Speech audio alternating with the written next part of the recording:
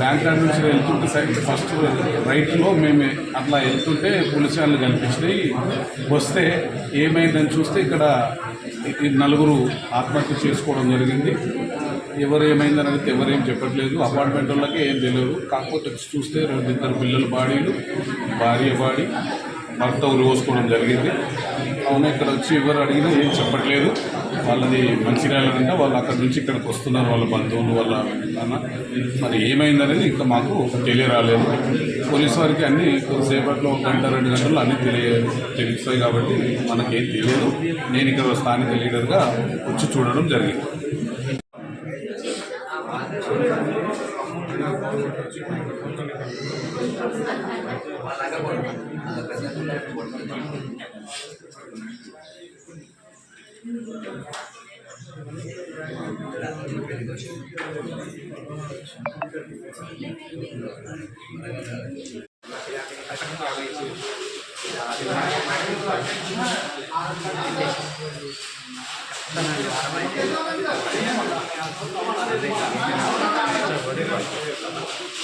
కష్టపడితే ఏదైనా